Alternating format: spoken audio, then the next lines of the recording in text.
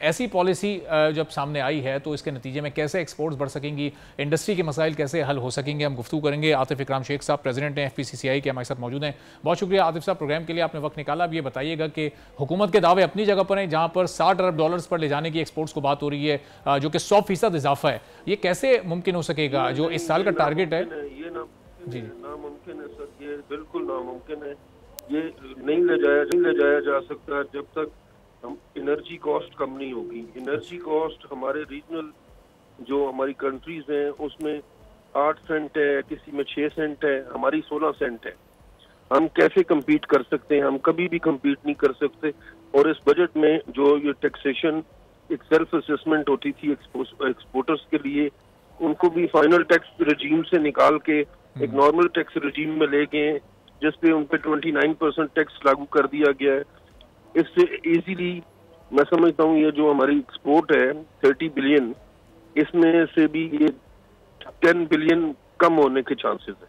अच्छा, तो फिर ये बताएं आतिफ साहब कि अगर ये इसमें भी अगर ये कमी हो जाती है तो कैसे पाकिस्तान फिर सर्वाइव करेगा जब तक एक्सपोर्ट्स नहीं बढ़ेंगी? दूसरी तरफ इंपोर्ट्स हमारी बढ़ती जा रही हैं, 58-59 बिलियन डॉलर्स तक वो पहुंच चुकी हैं। हम तो देखें अभी भी हम एक मीटिंग कर रहे हैं IPP के साथ, जो हमारे कॉन्ट्रैक्ट हैं इनके साथ हमें बहुत ज्यादा हम मुश्किल में फंसे हुए हैं। हमारी कैपेसिटी चार्जेस जो है, इंस्टॉल कैपेसिटी है वो 42,000 है, जबकि हमारी जरूरत ही 25,000 मेगावाट से ज्यादा है ही नहीं है। और रोज बरोज ये कम हो रही है। इसमें मेन जो एक घरेलू शोबा है वो इस्तेमाल कर रहा है। इंडस्ट्री तो 25-26% इंडस्ट्री इस्तेमाल कर रही थी, जो ग्रेजुअली वो कम हो रही है। नो एक्सपेंशन हो नहीं रही, और जो एक्सपेंशन नहीं हो रही, और जो एग्जिस्टिंग यूनिट है वो भी बंद हो रहे हैं। अच्छा, तो और ये इस तरह तो नहीं, लाइक जो इस टाइम बंद हमारे IPPs हैं उनको हम कम से कम 150 अरब रुपया अदा कर रहे हैं हर महीने का। बिल्कुल। और वो हम सब पे उसका इफेक्ट आ रहा है। बिल्कुल। तो आतिफ साहब, ये कंजम्पशन या यूटिलाइजेशन क्या बढ़ाना इसका हल है? जो इस वक्त टैरिफ है तो बहुत महंगा आप लोगों के लिए, इस पर मुमकिन है कंजम्पशन को बढ़ाना? चूंकि एक राय ये भी सामने आती है कंजम्पशन बढ़ेगी तो शायद टैरिफ थोड़ा नीचे चला जाए। 25,000 मेगावाट को अगर हम इसकी यूटिलाइजेशन 32 या 34,000 मेगावाट कर देंगे तो शायद कीमत थोड़ी नीचे चली जाएगी। ये ऐसी मुमकिनात हैं? ऐसी मुमकिनात नहीं है ना।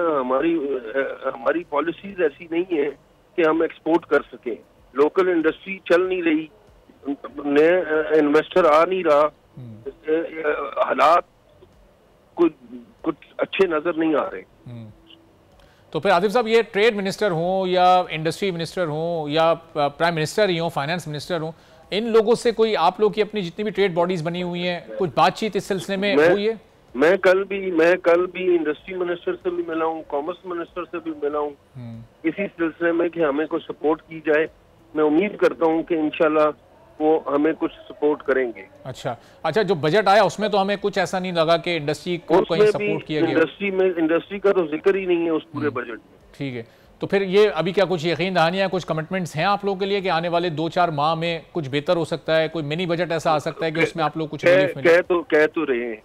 कल की जो मेरी मीटिंग हुई है उनमें ये उन्होंने यकीन दहानी कराई है कि हम इसमें लाइक आपको लिए कोई पैकेज लेके आ रहे हैं। अच्छा, और ये जो टैरिफ आप लोगों के लिए इस वक्त 16 सेंट के अराउंड है, ये चूंकि रीजन के दूसरे कंट्रीज में 6-7 सेंट पर है, तो ये इसमें कितनी कमी की डिमांड है आप लोगों की, और इस पर कन्विंस है हुकूमत? हम 9 सेंट पे भी हम कह रहे हैं हमें ले जाएं, 10 पे ले जाएं, 12 पे भी ले जाएं, हम फिर भी कम्पीट करेंगे। अच्छा, और जबकि ये भी जो रीजन के दूसरे कंट्रीज हैं उनकी निस्बत तो ये काफी ज्यादा होगा। फिर भी ज्यादा है।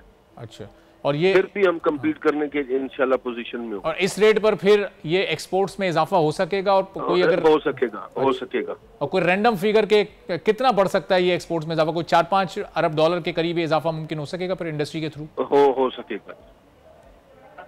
अच्छा, ठीक है, चलें, बहुत बहुत शुक्रिया। आतिफ इकराम शेख साहब, प्रेसिडेंट FPCCI, हमारे साथ मौजूद थे। सब्सक्राइब करें और बेल दबाएं ताकि कोई खबर रह न जाए।